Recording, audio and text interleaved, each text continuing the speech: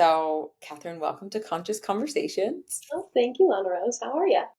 Good. I'm so excited to have you here. For anyone who doesn't know what Conscious Conversation is, it's a platform I created to talk about all things and modalities in holistic health. So, healing the body and the mind naturally is what it's about. So, today we're going to dive deeper into birth control. We've done this topic before, but today we're going to go in deeper with you, Kathrine.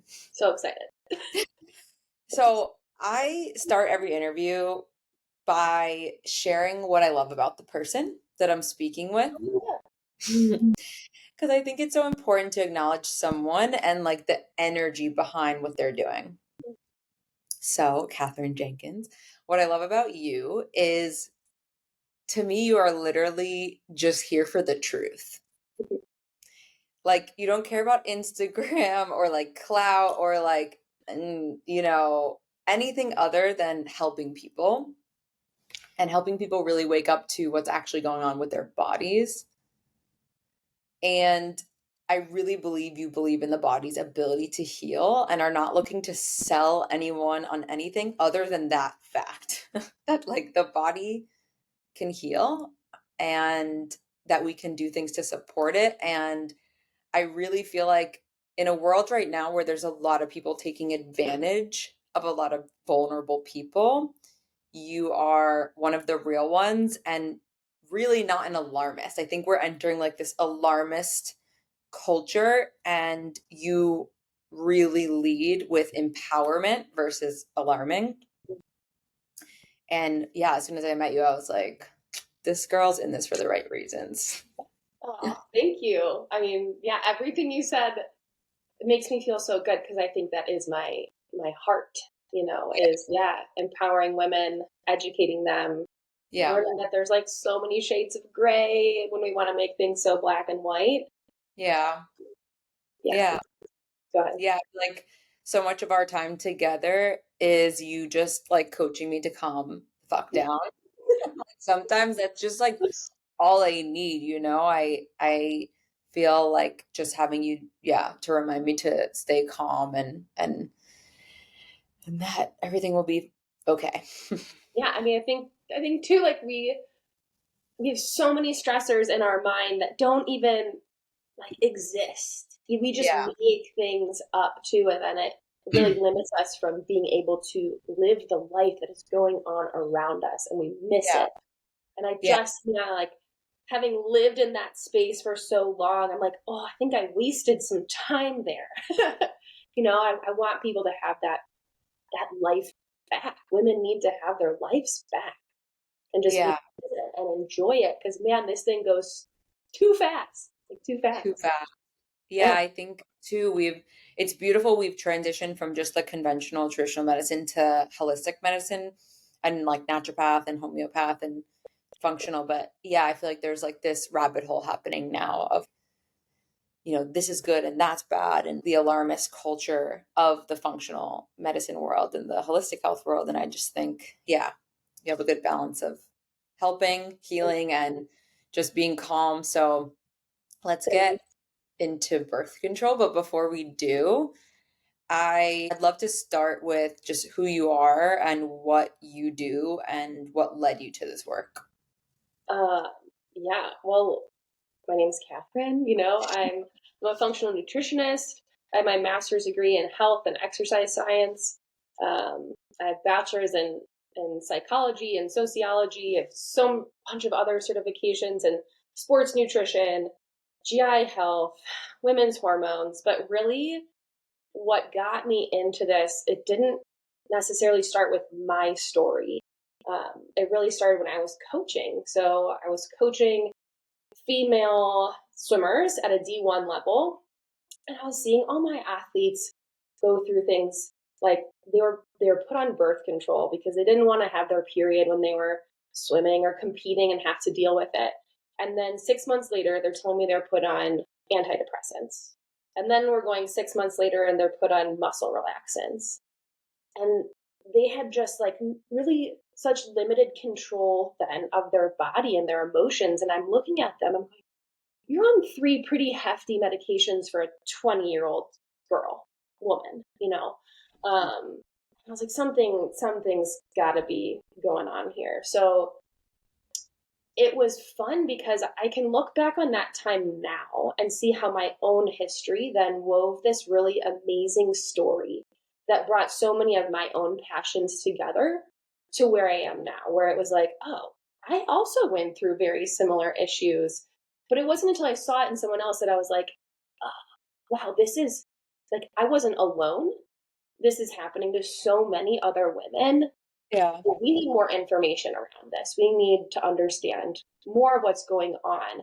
And so it's funny that things really started with, whoa, I had all these girls going on birth control and then watched their health just kind of degrade, you know. Yeah. Yeah. Wow. Wow. Well, I'm so glad to be talking to you about this. That's so interesting and fascinating, and I can't wait to hear more about that.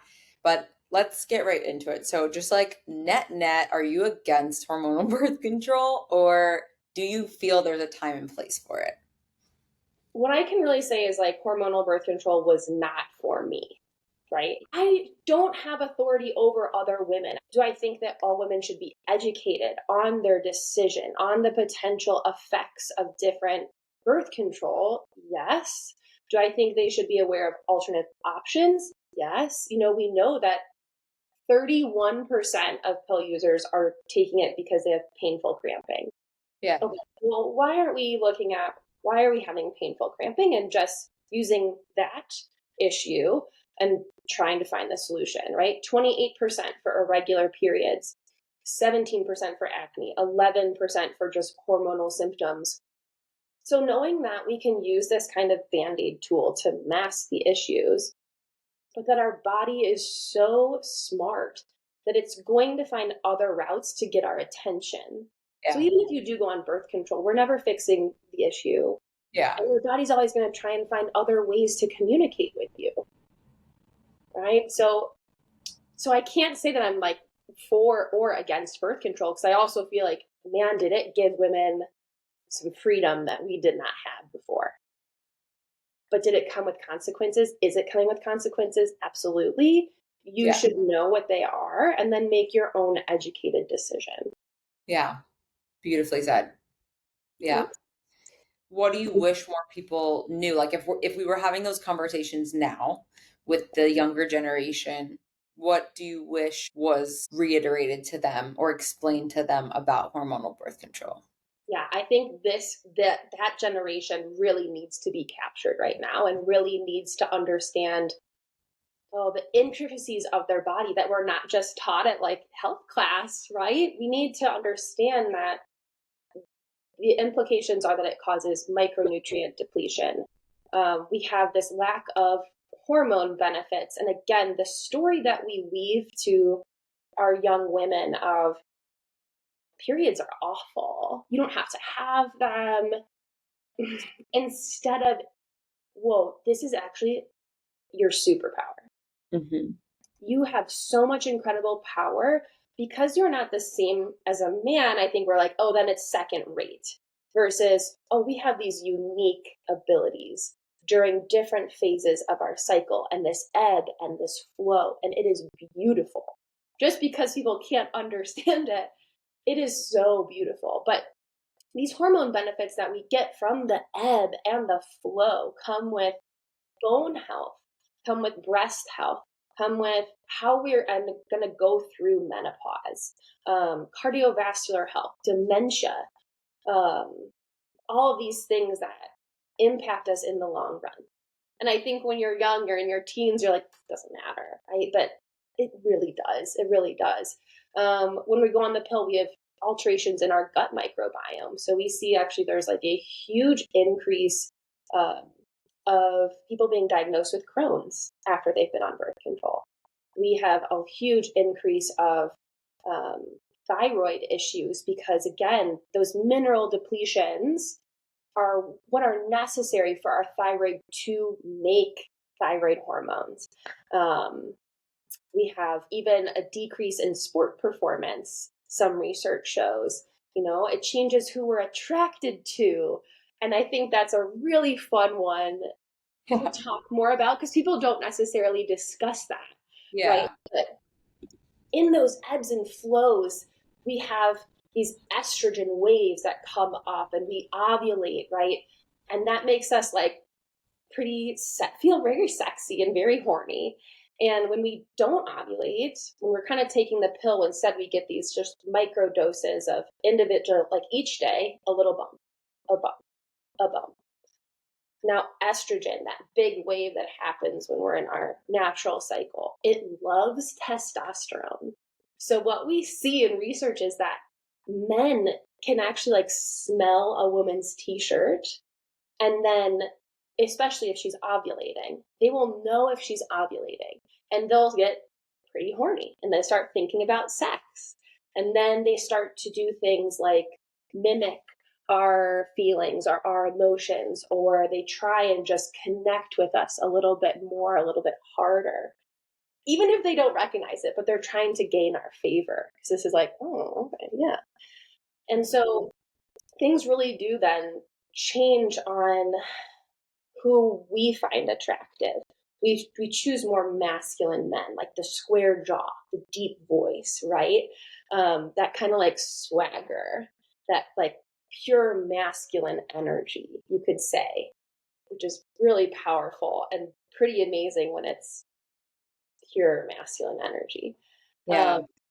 But it shows, research has been showing that that helps us with actually creating healthier babies when we see this man who has higher testosterone and we're acknowledging that his immune system is actually different than our own.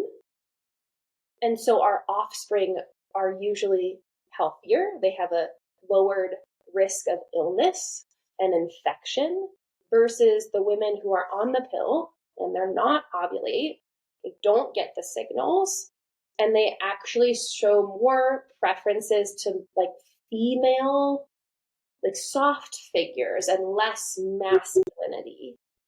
I just don't think we talk about that enough as being okay. Hey, if you're going to really commit to a relationship here, you're going to maybe get married. I recommend you take some time when you're not on the pill to be sure that your natural female energy is still finding that person as the right person for you. Yeah. I know Wow. it's like kind of a touchy subject and people don't love talking about that, but I Yeah. do think that we need to talk about it. Yeah. I think that's so important. And I remember hearing that as I was getting off the pill, I was like, ooh, I wonder who I'm going to be interested in. Yeah, who will I be? And that's fun. I mean, I've had so many women who come off the pill and then they're like, I forgot I love dancing. Yeah. And you're like, whoa, how Yeah. cool. Like, Yeah. welcome back into you and your body and your authentic self, right? Maybe you've kind of been in this haze for a little while, but welcome back. Yeah. Yeah. So let's talk about alternatives. If someone doesn't want to get pregnant and they don't want synthetic hormones in their body, what are the best options to do that? Is Yeah, it learning to track the cycle? Because I feel like people are hesitant with that. I know people are so hesitant. There are alternatives, right? So natural cycles is one that's a great option. I think it is becoming more popular. It's 99% effective. It's been approved by the FDA. They also, so that one's just a temperature tracking device, right? They now sync with your Aura ring, I think, which is cool. I think there's other ones similar. So Daisy is a fertility monitor like that. Temp drop is one that I typically recommend if someone has more irregular cycles or if they're a shift worker, like say they're a nurse Mhm. or a doctor and they're just not every day having the same kind of wake sleep cycle. You can use barrier methods. That's still pretty dang effective, right? And then I do think that fertility awareness method is one step deeper, where it's going to combine that temperature tracking, but also your cervical positioning and your cervical fluid. So that one is really giving you so much more body literacy, to understand, oh, okay, this is how my body shifts at different times because that is showing you your most accurate way of knowing your fertile window.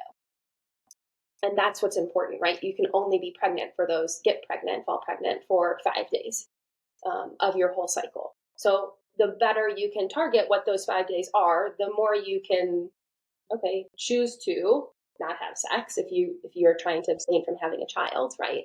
Um, It's really or the accuracy of those 5 days is really based on how well you can pinpoint those 5 days. Like yes, it's not a question if it's those. exactly. Okay, it's Yes, saying the 5 days. correct. So it's like, how do we target that time so that you know when it is? Absolutely. Okay, okay, So that that's makes why, I mean, that's why those like cycle people, I think we have a bad taste in our mouth from people just trying to use apps, yeah, being like, oh, well, the app told me this was my fertile window. They're like, yeah, that's an algorithm. That's just, it does not know how long your luteal phase is. It does not know if you ovulated or when you ovulated. So you're kind of like throwing your hands in the air, like, oh, I guess, let's just guess it's these 5 days, right? That's not safe. that makes so much sense. Okay, well, that's promising. I feel like people can really, yeah, learn. I feel like it's all about really learning to, all of it is about connecting back to, ow, I just bit my tongue. All of all of it, it sounds like is about connecting back to the body, right? So once we start to like learn the wisdom of the body, understand what our body's trying to tell us, then we can deeper connect with it versus when we're on the pill, it's kind of like, how do we even connect with the body, which is where all the wisdom is anyway. Well, absolutely. And I think when we're on the pill, we're just asking it to shut up. We're telling our body, stop. Like, I don't even want to bother with you. Yeah. Versus we have such a taboo culture of, oh, who has ever checked their cervix? Who has ever been so intimate with themselves that they can say, I can put 2 fingers up into my vagina and feel where my cervix is? Is it hard? Is it soft? Right? Mm. Like, who could even tell you what that feels like? So we do have this power that is there and waiting for us and offered, but also a society that tries to like, ooh, let's not talk about that. Yeah. Makes you Because wonder. that's like, well, yeah, too much. Yeah. I mean, for someone who wants to use the pill for acne, right? That was my case when I was young. And then it came back with vengeance when I came off the first time. What do you tell people who want to treat their acne? And the pill obviously wipes it away immediately, but It does. But like you mentioned, we have this rebound effect, right? So like you can do it, sure, but when you come off, you will have the same issue, if not, let's do. you will have issue. You'll have the same issue, if not heightened, because that sebum is going to rebound. So again, okay, this is a choice that's being offered for you, but is it the right choice for you? Would you rather work on what are the underlying factors for your acne, right? And could it be as simple as, man, a lot of like your hair care products are, clogging your pores. Like it Endo could be so endocrine disruptors, right? So why aren't we starting with some of these really pretty simple ones? Like, why don't you try changing your shampoo, right? Why don't we try? I mean, again, acne looks different, and the different types of acne tell us information. yeah. Yeah, so even jumping into a lab test isn't necessarily maybe what we need. Maybe we do just need to start with some pretty basic things. And again, I think we really love complex in our society too. Like, oh no, it's got to be something really crazy that's going on with me. Such a And good it point. could be, yeah, and it could be like, well, are you taking care of yourself? Are you eating enough for your liver to function and for your body to be detoxifying your hormones properly? Are you pooping every day? Maybe we should start there, instead I of, well, think let me run $600 worth of lab tests on you. I always say that too. I'm like, it has to be something massive is causing this. And you're like, I think I think you need to eat more. I'm like, no, it must be so massive. Yeah. And honestly, like that to me is the first thing I want to do with every client is, are you eating enough for your body to work properly? Like Yeah. we just assume, and again, if we want to go back to like the cultural norms is, oh man, how much have women been taught to eat 1,200 calories? Or I think we're finally starting to really work on changing that moral, that like, yeah, the story that we've woven through history of women don't need that much to just like survive. You're like, really? Because we are also the portal of life, and each month we create a new organ. Like we're doing things all of the time, right? We need energy for that. So, are we getting enough energy? And then, are we meeting our micronutrient needs, right? So, if I can get someone to meet their RDAs for 3 months in a row, then I'll be like, okay, let's look a little bit deeper. But your RDAs are literally designed to just be enough for you not to have disease. And the number of women that I have coming into my to my practice, I would say 99% of them are not meeting their RDAs. What's an Okay, RDA? so the recommended daily amount, Mm. right? The recommended daily amount of calcium, of magnesium, of potassium. So before you jump into this system isn't working, well, it might not be working because your cells aren't functioning great because they're not getting the energy they need, right? And this is huge. I think women don't understand like your a single ovary cell, an ovary cell, has 100,000 mitochondria in one cell. 100,000 mitochondria. If you remember from like biology class, right? That's the little tiny like energy factory of your cell.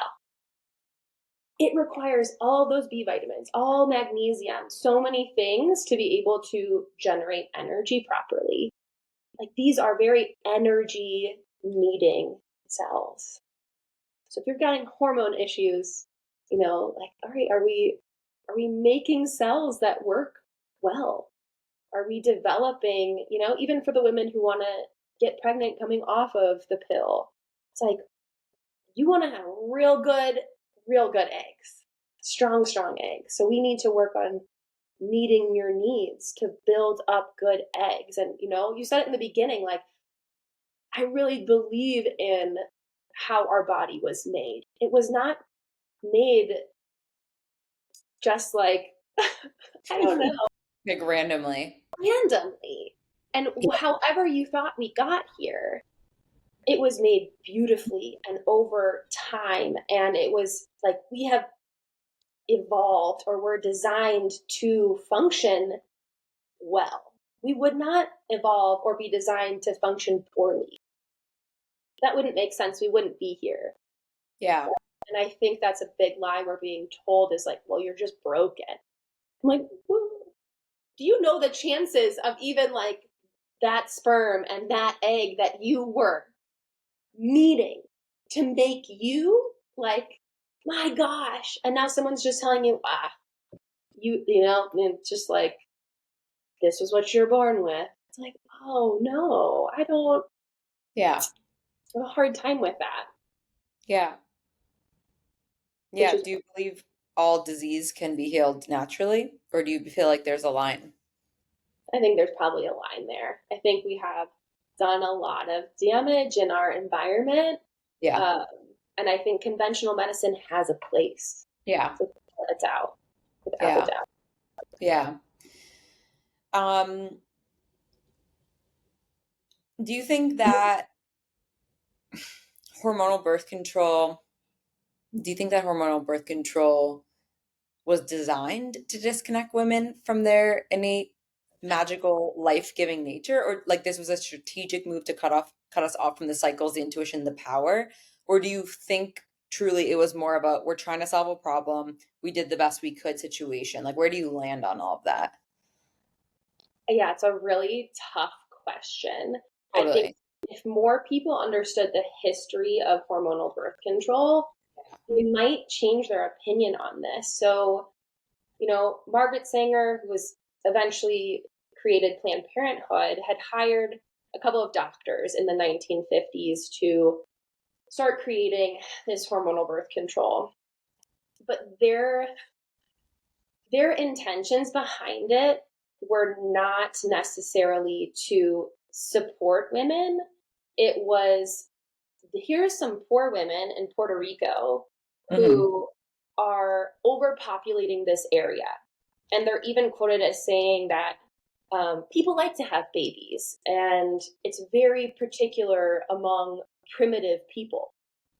So, like, they were just trying to stop people from having children and control a population. And they were not trying to like free women and give them more power. They were literally just trying to sterilize them. And Yeah. The that's rest what, of that was marketing. yeah. And that's really what happened, is that so many participants of the original studies on hormonal birth control were not given autonomy and told what could happen. And they ended up being sterile. So I think, again, like, that doesn't mean, I think the original tensions are important to know. Now, what it has been developed into has freed women in so many ways. I'd love to see males get more involved in this. And I think we're like, gosh, now that women can become doctors and women can become researchers, we're Yeah. starting to see, like, right? It's like, it's pretty cool. Women being like, we need to do more of, bring males into this conversation. Um, and we've, in the past, there has been that male birth control pill that didn't make it because so many men dropped out when they had the exact same side effects as the female birth control pill, right? Um, but I think truly what's the most important is that we continue to move forward in the right direction, right? That's what matters. It's not blaming someone Yeah. for It's over. taking away our power, right? Or just blaming someone for our problems. It's recognizing that, hey, we're here right now, and this is what we can do moving forward. Yeah. Yeah, I think that's a really good point. It's like it's interesting to explore the ideas of like, was this intentional or not? But it Yeah, doesn't really matter, such as everything, with like what's right. going on in the world right now. It's more Yeah. like, yeah, I mean, I know when I was a girl, I was 14, 15, and I wasn't getting my period and I was having really bad acne and it was like really affecting my feelings about myself. And my mom did what the doctors told her, which was to put me on birth control and two different pills, metformin and spironolactone, and I was 16 years old. um, I was on the pill for 18 years. It was more than half of my life. um, and so I really like to dive into this subject just because also it's just personally affected me, and most of my friends were on it. We Yeah. all were. Yeah. And it was like, what are you on? I'm on this. And we just didn't It's have to. almost like cool. It was cool. It was cool. And Right. it also took responsibility away from us to have to like be concerned about pregnancy or like or connect with our bodies. And so every healer and coach and teacher I've ever had in this world of holistic health has told me like the goal for you is to connect to the body, as it is for many of us, but it just had been so long since I even knew what that meant, you Yeah. know, or ever knew what that meant. And I think, yeah, so I think that had my mom known that we could do other things for acne and to have the doctors coach me like, hey, this is going to take time, like you're perfectly like adequate, like just giving me empowerment types of conversations to work through it. And yeah, just teach us about our cycles. Like there's so much that could have happened, and that I hope happens for the future, because for me it's been, I mean, thyroid issues, gut issues, acne at first, mental health, like just the whole, like I'm still piecing the body back, and I think largely in part from the pill. Yeah. Really Yeah, do. absolutely. It's hard to say. I don't think we can blame doctors for that either, right? Like they don't have the time to give you a little pep talk about, teach you about your body, so it's Oh, okay, whose responsibility is this? Or who can we lean into to teach the next generation yeah. information? And this is where it's hard, is like, oh man, social media can be so great, but also such a double-edged sword, where now social media is also teaching women. I feel like it's just the opposite of connecting with themselves. I think the ultimate way to connect with our bodies and reconnect our brain with our body is quieting the noise of what everyone else is telling us to do, Yeah. being bored, like just being with your thoughts, and then being like, oh, what comes up? What do I want to do? Versus someone telling me what I should do or what I think I should do, right? And that's hard right now for people to put the phone down and tune into, oh, what do I need? Like, what would make me feel the most authentic? Yeah. What is authentically me, not as what is socially acceptable, right? And so it's man, it's like, how do we start bringing more of that in? I think the more community that women can have together too, there's so much power in that. And there is research that shows, yes, everyone thinks about like, oh, women's cycles sync up. They can. Um, but the more that women are together, the better cycles we have. Like our hormones balance when we are in community. It's crazy. It's crazy. It's like, oh, is this the way we were designed? Maybe. And not community over a screen, but like true, let's go get coffee. Yeah. That's so true. That's so, so true. Let's talk about the influence on the brain and how it affects our mental health. Yeah.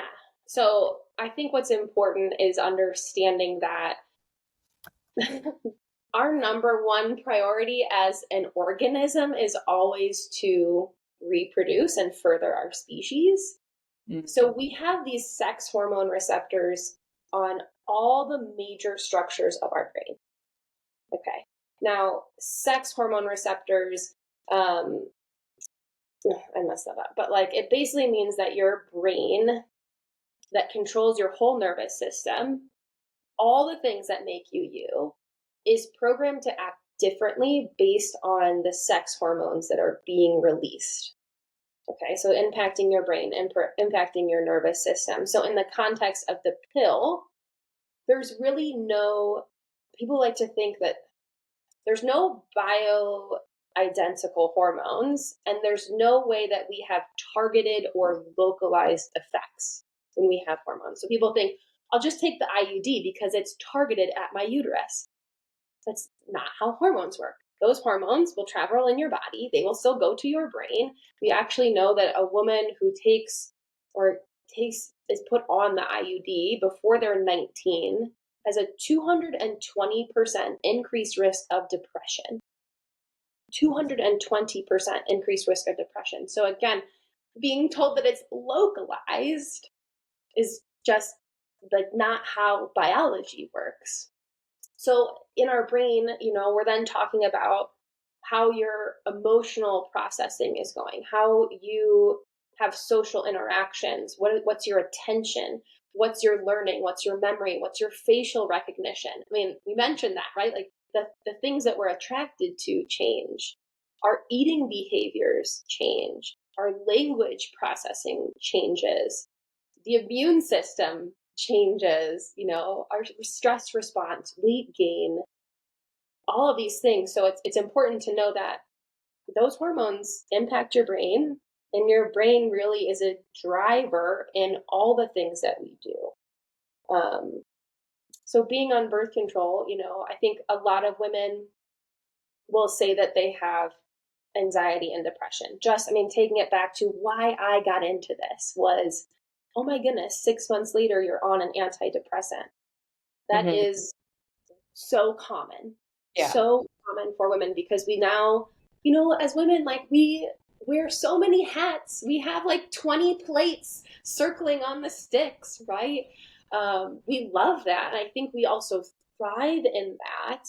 But having this additional piece on top of it, this hormonal birth control, can make it feel like I can't spin these plates anymore. This feels so much more overwhelming to me.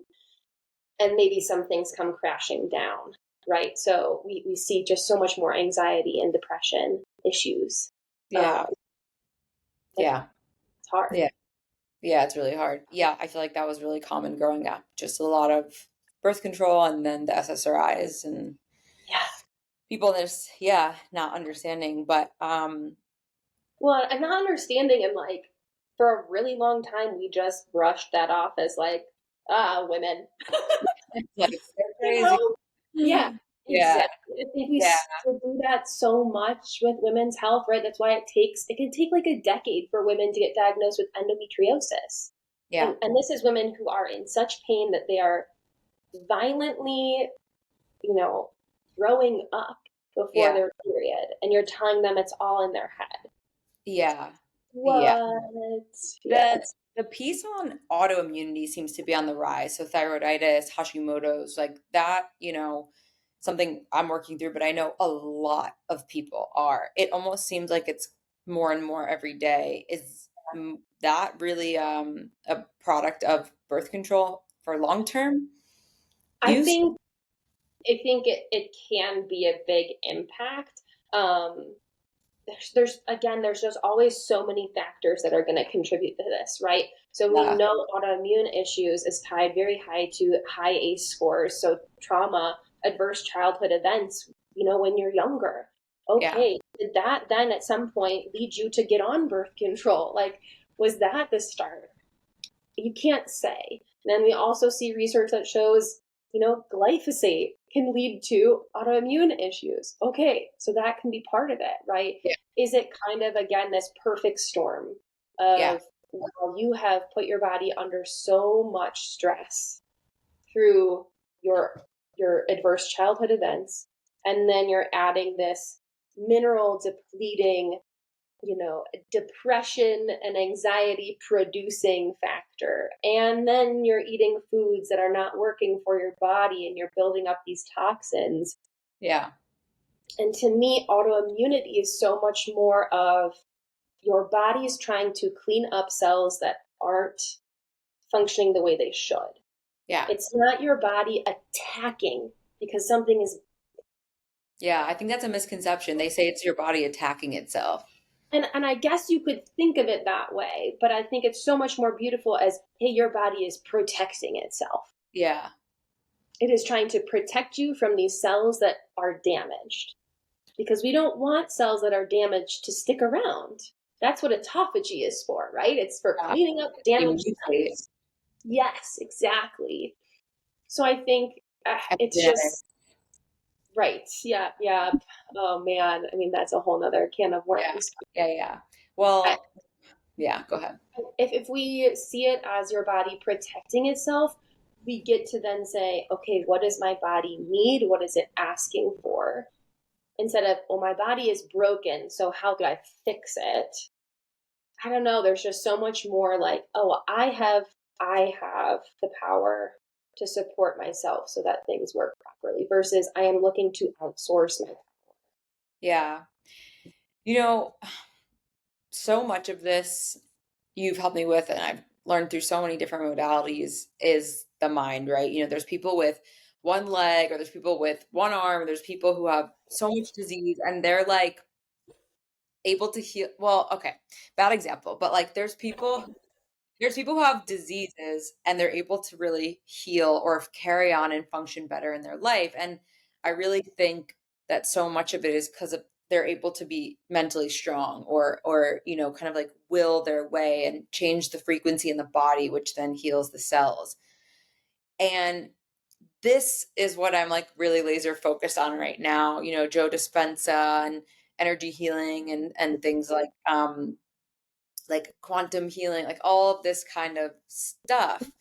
Um, Now, if someone is wanting to get off the pill and they want to mitigate side effects, do you think it's more of a mindset like really declaring and claiming like nothing's going to happen, my body's going to fix itself? Or do you truly feel having the support with the body is a better idea when coming off? Or yeah, Yeah. This is where you say both. yeah, Both. We cannot just keep saying it's one thing or another thing. It's this or that. It is usually yes. Yes, all of it, right? Um, our mindset does impact our body in crazy, crazy ways. I mean, there's some of my favorite research really has to do with mindset and the way that we can eat one thing. And if we think it's satiating, our hormones are different than if we think it's going to be a light shake or something like that, right? yeah, So our mindset is going to always, and that's why, girl, if you look at like the placebo or nocebo effect, there are so many medications that like are just as good as a sugar pill because you believe that they are, yeah. right? So mindset has to be a part of every conversation. Every conversation. Every conversation. If this does not resonate with you, do not do it because it won't work. Yeah, Right? Like, don't take this pill if you don't think it's going to work, or don't come off the pill if you don't think you're ready. But yeah. You, what would make you feel? Yeah, like what can we do to get you to the place that you feel ready? yeah. I I do. remember, Go ahead. no, I remember preparing for 6 months with you to come off, and like on the physical side, Yeah. and then you said to me, I think we've prepared you, but if you mentally do not believe you're prepared and that you're going to be fine when you come off, don't come off until you feel that way. And I was like, dude, this girl is. I I was like, remember that. I literally remember that I exact was like, conversation. she's wise. I was like, we have done all of the work in your body, Yeah, but yeah. is I your really, spirit ready? Like, are you ready? yeah. And the second time I came off, I didn't have acne because I Yes, really believed that I prepared. I you really believe you. I Yeah. believed I prepared. Now, having Hashimoto's now and or pre-Hashimoto's, whatever you want to call it, I don't really know. But having thyroid issues now and dealing with all autoimmunity, there is a part of me that's like, I'm not surprised someone who's so as mentally active and has spent so much time worrying in my Mhm. life and obsessing would have something like that. Right, right. I Because, really believe that. Yeah. yeah, stress impacts us, our beliefs impact us. Um, and yeah, like we can never say it's just one thing. And that's where I think some functional medicine is silly to me that's saying, fix this one root issue. Yeah. Yeah, and that's like saying, take this one pill. Like, this will fix your problem, right? It's like, no, we have to, if we are thinking holistic and functional, true functional medicine is seeing the whole person and saying, where was your story? What brought you here? What patterns do we need to break? What things do we need to work on? You Yeah. know, yeah, like that is how the body heals. So do I think that, yeah, doing the work of, um, supporting your liver health, supporting your gut health, getting those nutrients that are depleted back online, do I think that's important? Absolutely. Yeah. Absolutely. But yeah, I think like that mental side is something that we really tend to gloss over. Yeah. Yeah. One thing I try to help people with is the discernment of what resonates because I've struggled with that the most. I've struggled with what resonates, and what does that even mean?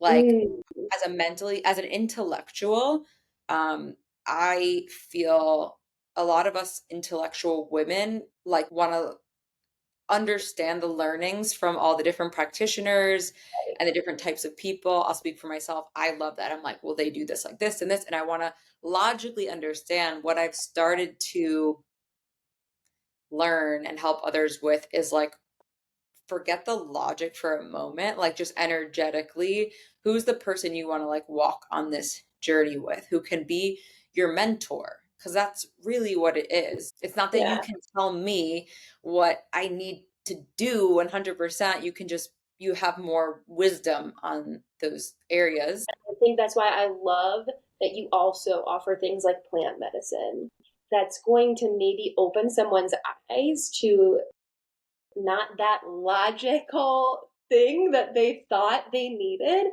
Yeah. like, oh my gosh, maybe it's something so out of left field that I wouldn't have thought about. But this allowed me to connect to that. Yeah. That It's is so powerful. It's so true. I think we're as a culture coming back to like the God of our understanding and faith. I think we're shifting there. And yeah, plant medicine, s- I had never really had a connection to God or faith or anything. When I experienced plant medicine, it's like being plugged into that source where you can just, if someone struggles with believing in God or faith or source energy, those experiences can provide you with that that And then what a big burden you're taking off of your shoulders of, oh man, these are all the things I'm carrying. And they're like, nah, nah, nah. There's this thing bigger than me, yeah, can take it or has yeah, got me, and I'm okay. I'm going to be fine. I think like that's what takes us out of it. And when I call you into like, Lana Rose, how are you living? What is the story you are writing? You know, yeah, is this the story that you want to write right now? Because you can always change it. yeah, yeah, yeah, it's so true. I do think yeah, none of this would exist. Concierge wouldn't exist, and now having the autoimmune and having the learnings from all the things, it's like just going to be a even better story later. And I think 100%. What a cool way to think about. I am just writing the craziest story. the craziest story. We always are. Well, Yeah. Because what's no one wants to live a boring and normal life, right? I want to go out with like, oh, just a collection of, if someone's going to write my life book, it's got to be crazy. so true? Yeah. And full of love, right? It's like, what do I want it to be full of? Yeah. Yeah. What's one? Mentoring women. Mentoring women. That's what I want it to be full of. Bringing other women into that side where you're like, hey, this is where life is. Yeah. Come, join me, you know? What's one piece of advice when it comes to birth control that you would leave the people with? I'd say that if you do decide to go on birth control, and first know your options, right? If you do decide to go on it, my best advice is to have a very good friend who's an advocate for you, who knows you so well and is honest, and have them watch you, ask them, literally ask them and explain what's going on, but have them watch you over the next 6 months or however you're on birth control to then be able to tell you if you have changed or if, because we see ourselves as a constant. We're the same every day, but we have friends that can see those little minutia, the things that are different, right? Hey, you don't dance anymore. You used to love dancing. You know, having someone like that is a big support, and that would be my best advice is having an advocate who's going to say, hey, you're not you anymore, or you're really struggling here, right? And it takes a really important, special person to do that, but it's worth it. That's so amazing. I love that. That is Wow, my best advice. really good.